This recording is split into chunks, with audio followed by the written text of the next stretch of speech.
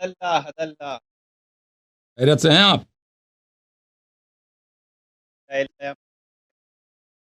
حکم کریں بھائی.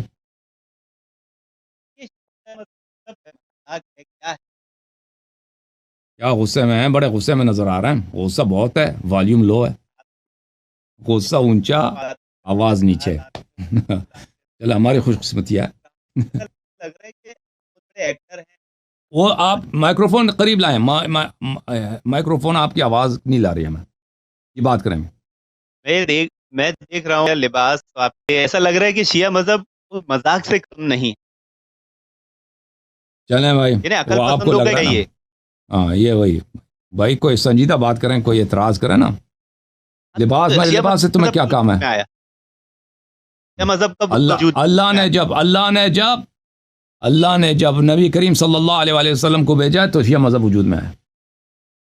کب؟ جی ہاں، تب کب؟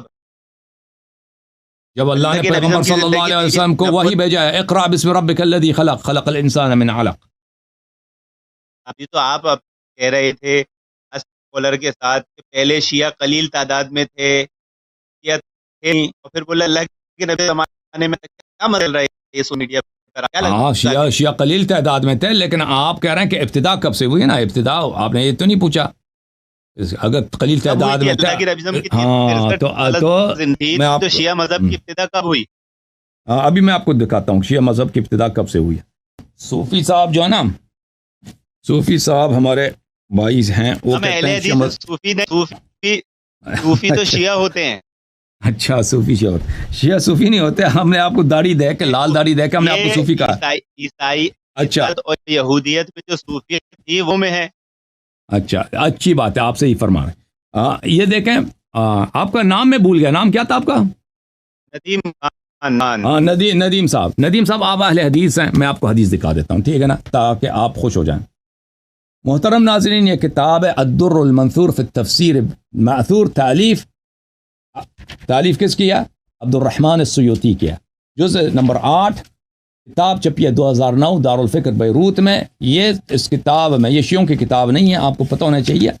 یہ تفسیر کی کتاب ہے، اور تفسیر بھی کون سی؟ تفسیر بالحدیث، یعنی قرآن اور سنت کو انہوں نے جمع کیا. اور یہ سورہ مبارکہ، یہ بینہ کی آیات ہیں. سورہ مبارکہ بینہ میں یہ آیات ہیں. اعوذ باللہ من الشیطان الرجیم، ان الذین آمنوا وعملوا الصالحات اولئک هم خیر البریہ، کہ جن لوگوں نے ایمان لایا ہے اور عمل صالح انجام دی ہے وہ خیر البریہ ہیں، وہ سب میں بہترین ہے. بریہ یعنی مخلوقات، بریہ یعنی خلق. بہترین خلق کون ہے؟ جنہوں نے ایمان اور عمل صالح انجام دیا. اچھا ملاحظہ فرمائیے، اسی آیہ کی ذیل میں سیوطی صاحب کئی اسانید کے ساتھ مکرر روایت فرماتے ہیں. پہلی حدیث ملاحظہ فرمائیے، اخرج ابن عساکر عن جابر ابن عبداللہ کننا عند النبی صلی اللہ علیہ وآلہ. جابر ابن عبداللہ انصاری نے فرمایا کہ ہم نبی کریم صلی اللہ علیہ وآلہ وسلم کے بارگاہ اقدس میں تھے.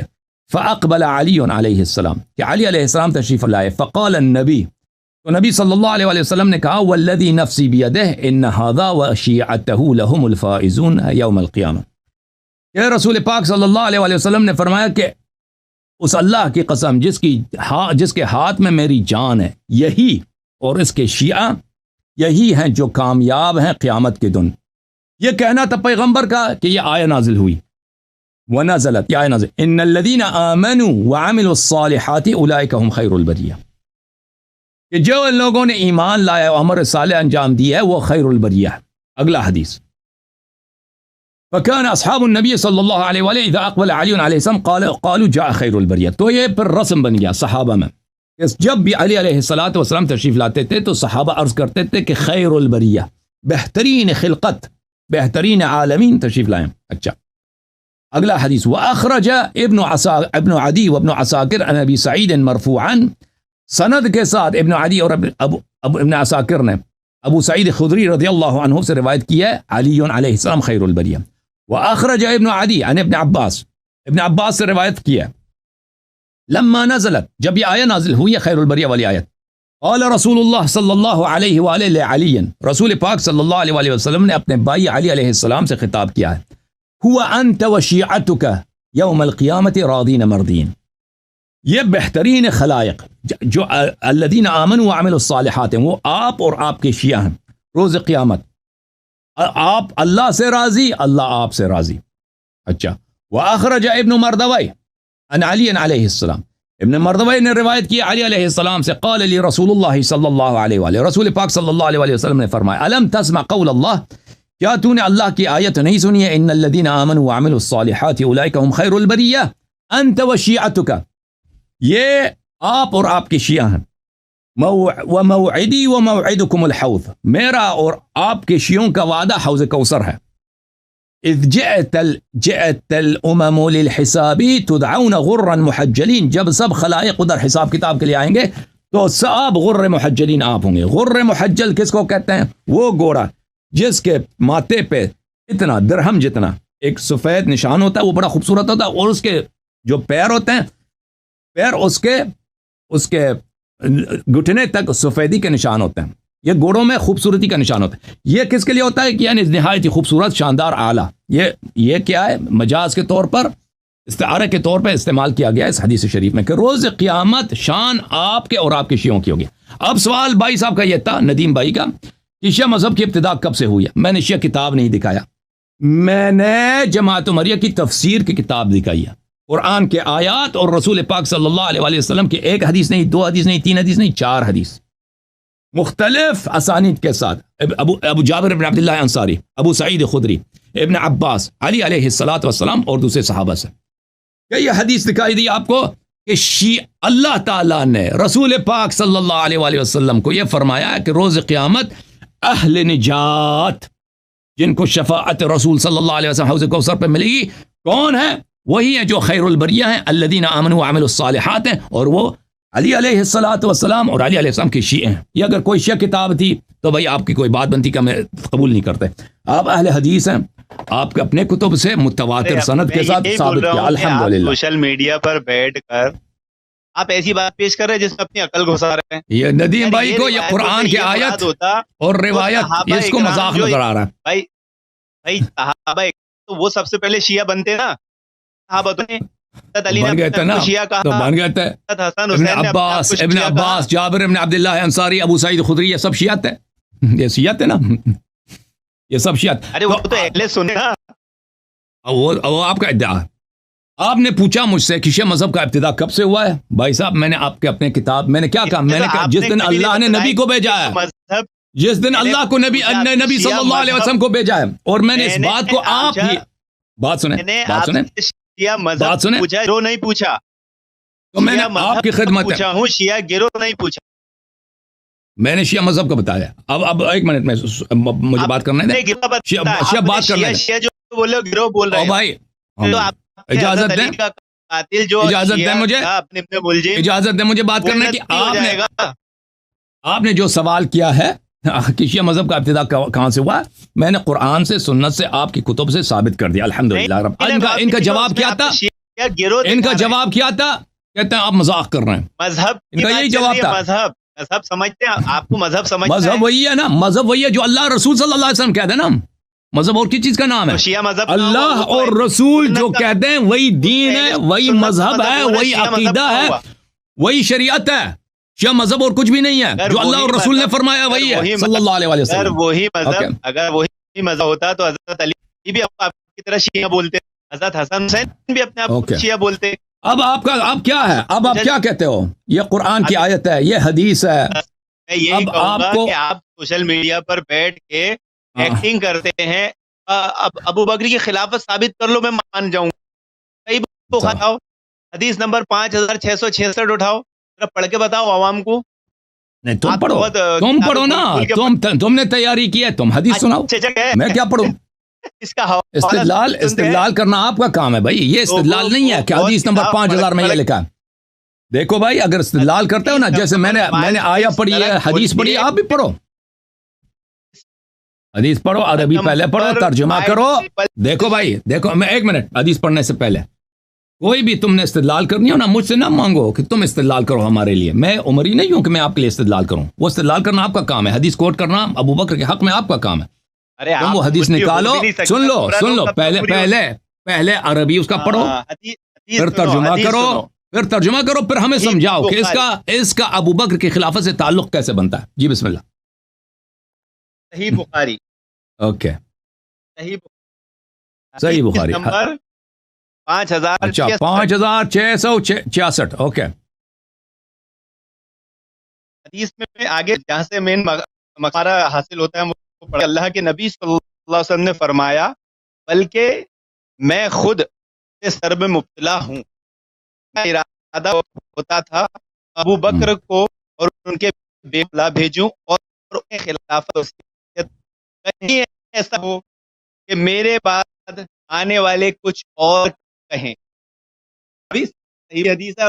تو آپ کی آواز کٹ رہی ہے. میں چاہ رہا ہوں کہ کاش آپ کی جو ہے نا کنیکشن اچھی ہوتی تاکہ لوگوں کو سمجھ آتا کہ آپ کیا کہہ رہے ہیں. اخبرنا ابن بلال ان یحییٰ بن سعید سمعت قاسم بن محمد. حضرت رضی اللہ عنہ سے روایت ہے. بخاری میں کیا اجماعی ہمیں نہیں سمجھ آ رہی آپ کی گفتگو نا. آپ سوشل میڈیا میں آپ کی آواز کٹ رہی ہے نا بھائی صاحب. آپ خوش ہو رہے ہیں کہ آپ کی دلیل قوی ہے, لیکن مجھے اس بات پہ افسوس. اوکے آپ کی طبیعت بھی خراب کی, ابھی کوما میں بھی جاؤ گے. ابھی اپنے بھائی صاحب جو ہوتے ہیں نا پہلے بات کر رہے تھے, تو میں آپ کے وہ حدیث جو آپ نے جس کی طرف اشارہ کیا میں اس کو پڑھوں گا آپ کے لیے, وہ دکھاؤں گا, لیکن آپ نے اس کا نمبر بھی غلط بتایا. 5666 ہے. اور آپ نے وہ جو پڑھا ہے حدیث وہ اکثر لوگوں کو میں سمجھتا ہوں 80-90% لوگوں کو نہیں سمجھ آیا کیونکہ آپ کے کنیکشن صحیح نہیں تھی. حسن بھائی میرے آپ سے کچھ سوالات ہیں. اہل سنت سے میرا تعلق ہے. جی جی ہاں. میں کافی عرصے سے آپ کو سن رہا ہوں, تو یہ آپ جو مطلب کہ ابو بکر اور عمر اور ان کے بارے میں جو مطلب بتاتے ہیں صحیح بخاری اور ان حدیث سے کی کتب سے, تو اس میں جو انہی کتاب میں جو باقی ان کے بارے میں حدیث ہیں مطلب ان کی کچھ ان کی شان میں ہے یا اس طرح, اس کے بارے میں آپ کی کیا رائے ہے؟ تو دیکھو میرے بھائی, میرے محترم عزیز, اگر ان کو حکومت ملی ہے نا, تو ہر حکومت کے لیے پروپیگنڈا سب سے اہم چیز ہوتی ہے. ابھی جو ہے آپ تاریخ میں جتنے حکومتیں گزری ہیں, اس طرح نہیں ہے کہ پروپیگنڈا صرف ہمارے اثر میں ہے. یہ پبلک اوپینین کو کنٹرول کرنا اور پروپیگنڈا کرنا اور انفارمیشن فلو کو کنٹرول کرنا, یہ آج کے زمانے میں بھی ہر حکومت کا ایک بنیادی ضرورت ہے. پرانے زمانوں میں بھی یہی تھا. اگر آپ مثلا اس پرانے زمانے میں بادشاہ ہوتے تھے تو آپ کے لیے نہایت ضروری ہے جو آپ کے شہری ہیں ان کے سامنے آپ کا جو چہرہ پیش کیا جاتا ہے وہ چہرہ بہت اچھا چہرہ ہو, اور ایک بہت ہی آپ کے خلاف شہر میں یا آپ کی جو حکومت ہے, حکومت کا جو دائرہ ہے, اس میں کوئی آپ کے خلاف آپ کے متعلق غلط باتیں نہ پھیلائیں. تو اس لیے پرانے زمانوں میں شعراء ہوتے تھے. ہر دربار میں بادشاہ سلامت رکھتے تھے ادھر 100-200 شاعر کو. ان کا کام یہی تھا کہ صبح سے شام تک وہ شعر لکھتے تھے بادشاہ کی مدح میں. بادشاہ ہمارا اتنا بہادر ہے, بادشاہ ہمارا اتنا خوبصورت ہے, بادشاہ ہمارا اتنا اس کے فتوحات زیادہ ہیں, بادشاہ سلامت اتنے فقیروں سے, غریبوں سے, بیواؤں سے اتنے محبت کرتے ہیں. حالانکہ وہ بادشاہ جو ہے وہ سارا دن وہ اپنے عیاشی میں بھی لگا ہوتا تھا نا, تو اس کو, لیکن یہ ان لوگوں کا کام یہی تھا. یا شہر کے جو ملک کے جو علماء ہوتے تھے, مثلا اگر آپ مغل امپائر میں چلے جائیں, اس زمانے میں مختلف شہروں میں امام جماعت ہوتے تھے, خطبے دیتے تھے, نماز جمعہ وغیرہ, یا مثلا ہندو پنڈت ہوتے, تو ان کے ذریعے بادشاہ کے لیے لوگوں کے ذہن کو نرم کرنا اور ان میں حمایت پیدا کرنا, ان کے ذہن میں بادشاہ کے لیے محبوبیت اور پاپولیرٹی پیدا کرنا, ان کا کام یہی تھا. تو ابو بکر عمر کو اس بات کا بخوبی پتہ تھا. دیکھیں آپ لوگوں کے ہاں ابو بکر عمر کی جو حکومت بنی ہے, اس کے بعد جو جتنے حکومتیں آئی ہیں ان سب کا جتنے حکومتیں آئی ان سب کا پالیسی یہ رہا ہے کہ ابو بکر کی اور عمر کی خلافت کی تقویت کیا جائے, تائید کیا جائے, تصحیح کیا جائے. خلافت بنی امیہ بھی یہی تھا, خلافت بنی عباس بھی یہی تھا. کیونکہ ان کو بخوبی پتہ تھا, ابو بکر عمر کو بھی پتہ تھا, عثمان کو بھی پتہ تھا, بنی امیہ کو بھی پتہ تھا, اور اسی طرح بنی عباس کو بھی پتہ تھا کہ یہاں پہ مسلم کمیونٹی میں جو شیعہ ہیں یہ لوگ اپنے ائمہ کو امامت و خلافت کے حقدار سمجھتے ہیں, اور ابو بکر اور عمر اور ہماری حکومت کو یہ باطل سمجھتے ہیں. تو ان کے لیے نہایت ہی ضروری تھا کہ امیر المؤمنین علیہ الصلاۃ والسلام کو منصوص بالخلافہ نہ کہا جائے، کیونکہ اگر امیر المؤمنین علیہ السلام وہ منصوص بالخلافہ ہیں اور ان کے بعد ثابت ہو جائے گا پھر امام حسن، امام حسین علیہ السلام، پھر اسی طرح ائمہ علیہ السلام، یعنی منصور دوانقی کے زمانے میں امام جعفر صادق علیہ السلام، ہارون کے زمانے میں امام کاظم علیہ السلام، مأمون کے زمانے میں امام رضا علیہ السلام، یہ لوگ خلافت ان کا حق بنتا ہے، تاکہ لوگوں کو یہ پتہ نہ ہو۔ تو اس انفارمیشن کو کنٹرول کرنا نہایت اہم تھا، اور اس میں سے سب سے اہم جو تھا طریقہ کاری تھا کہ ابو بکر اور عمر کی خلافت کو ہمیشہ شرعی طریقے سے پیش کیا جائے، ان کی خلافت صحیح ہے۔ یہ ان حکومتوں کے لیے، جیسے ابھی فرض کریں حکومت رشیا کی جو حکومت ہے، اپنی ہر حکومت کی ایک لیجیٹمیسی ہوتی ہے، ایک ایسے چیزیں ہیں جو جن کی وجہ سے وہ حکومت لیجیٹمیٹ ہے، یا حکومت پاکستان ہے لیجیٹمیٹ ہے، تو وہ اور اس لیجیٹمیسی انفارمیشن کی بنیاد پہ ہوتی ہے، معلومات کی بنیاد پہ ہوتی ہے۔ اگر لوگوں کو اتنے شک ہو جائیں، لوگوں کو ایسے معلومات میں نے کہ ہماری حکومت ہی غلط حکومت ہے، تو پھر وہ اپنی حکومت کو نہیں مانیں گے، حکومت کمزور ہو جائے گا بلکہ گر جائے گا۔ تو اسی لیے تاریخ کے طول میں ابو بکر اور عمر کی خلافت کے اس بات کے لیے وہاں پہ حدیث بنانا کون سا مشکل کام ہے، حدیث بنانا کون سا مشکل کام ہے۔ ہاں، تو اور یہ سب احادیث جتنے بھی روایات ہیں ابو بکر عمر کی مدح میں، یہ سب قرآن کے مخالف ہیں، کیونکہ جب قرآن نے واضح الفاظ میں ابو بکر عمر عائشہ ان تینوں کو بار بار قرآن مجید نے ان کی، میں آپ کو بہت ہی تواضع کے ساتھ آپ کی خدمت میں عرض کر رہا ہوں، اور بہت ہی خود انکساری کے ساتھ آپ برا نہ مانیں، قرآن مجید نے بار بار ان کی تکفیر کیا ہے۔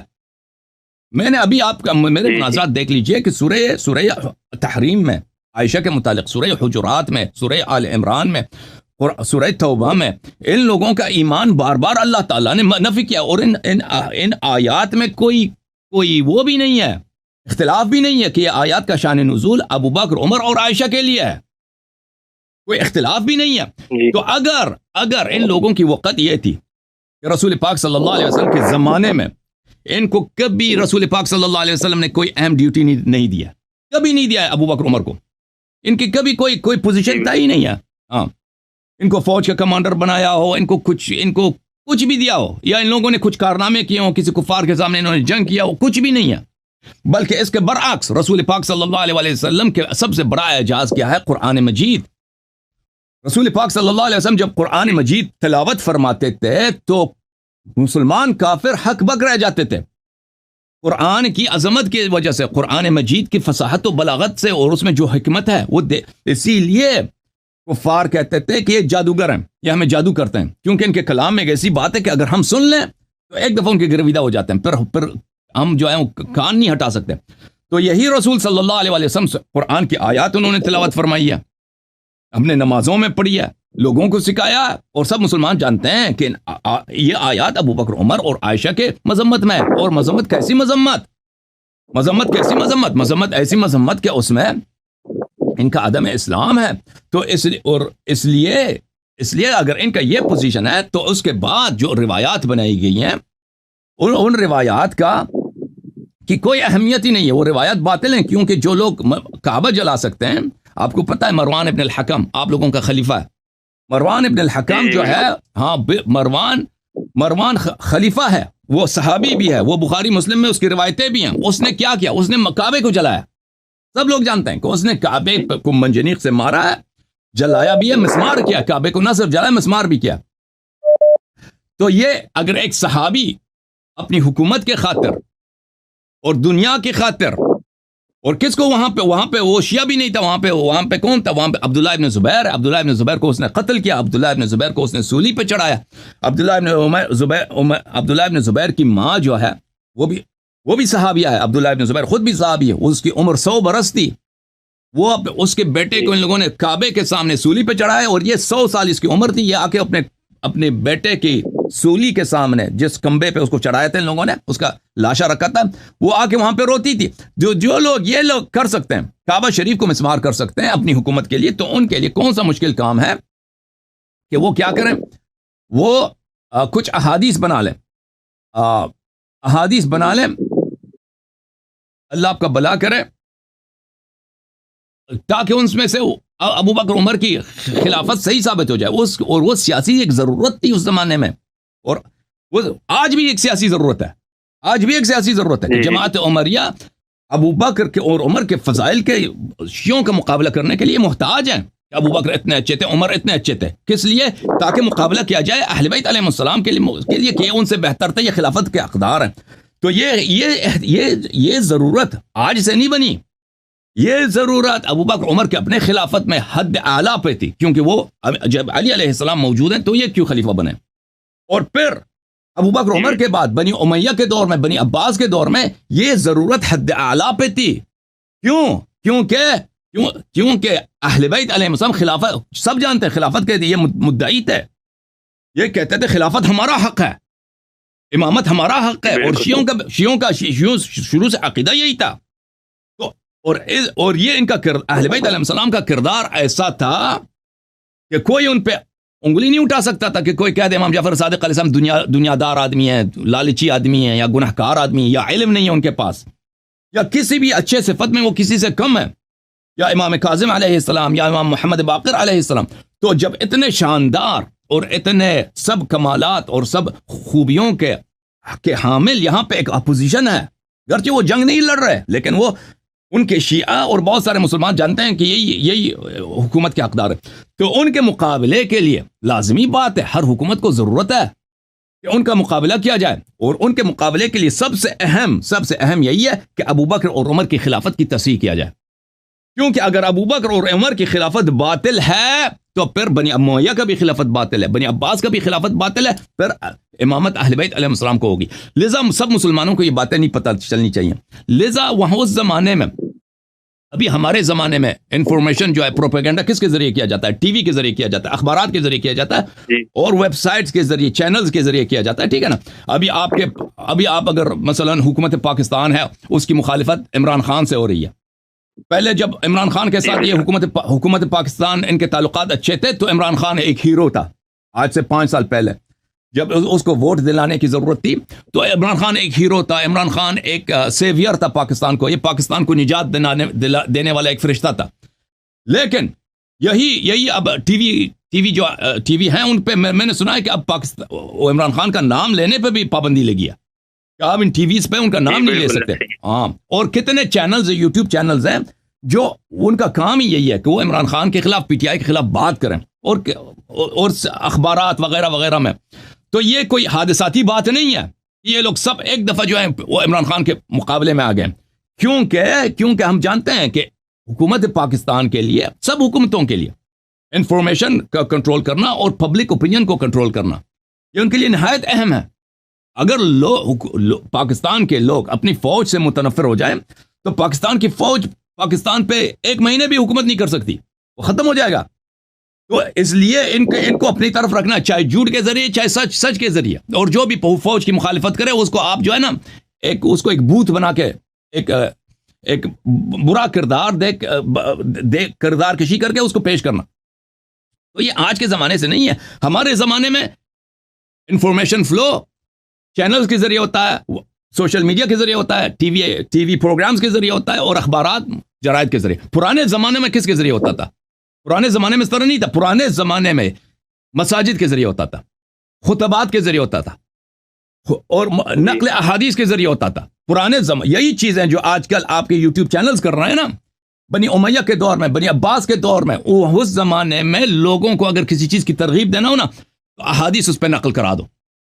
اس زمانے میں یہی کام جو آج یوٹیوب چینلز کر رہے ہیں اور صحافی کر رہے ہیں, اس زمانے میں مسجد کے خطبہ انجام دیتے تھے.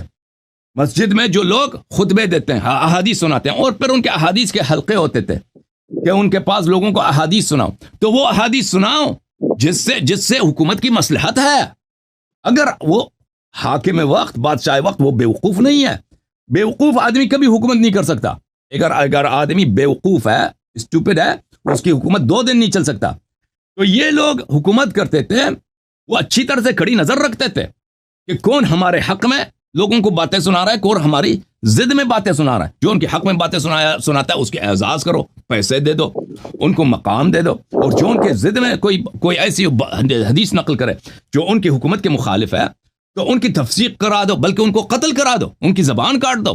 اسی لیے بنی امیہ کے زمانے میں کتنے بڑے راویاں, کہ ان کو لے کے آتے تھے کہ آپ کہتے تھے علی علیہ السلام کو گالی دے دو، اگر گالی دیا تو ٹھیک، نہیں دیا تو قتل ہو جائیں گے، ایسے روایت بنائی گئی. تو اب ملاحظہ فرمائیے، میں آپ کی خدمت میں عرض کروں، یہ کتاب ہے کتاب الموضوعات، جز نمبر 1، ابن جوزی صاحب کی، یہاں پر بس میں دو جملے، صفحہ نمبر 303 میں باب فی فضل ابی بکر، ابو بکر کے فضائل میں موضوعات غلط احادیث. قد تعصب قوم لا خلاق لهم يدعون التمسك بالسنة فوضعوا لأبي بكر فضائلا. ہمارے محدثین نے جن کا ایمان نہیں ہے، انہوں نے ابو بکر کے لیے کیا احادیث وضع کی ہیں، اور کس کے لیے؟ شیعوں کا مقابلہ کیا جائے. یہ جو انہوں نے کہا نا کہ اس لیے انہوں نے کیا ہے کہ شیعوں کا مقابلہ کیا جائے، تو آپ کی خدمت میں عرض یہ ہے کہ یہ صرف شیعوں کے مقابلے کے لیے محدثین نے نہیں کیا ہے، بلکہ حکومت وقت کی حکومتوں نے اپنی سیاسی مفادات کے لیے انہوں نے ابو بکر عمر کی فضائل بڑھانے چڑھانے میں انہوں نے بہت بڑا کردار ادا کیا، اور یہ احادیث سب باطل ہیں کیونکہ قرآن کے مخالف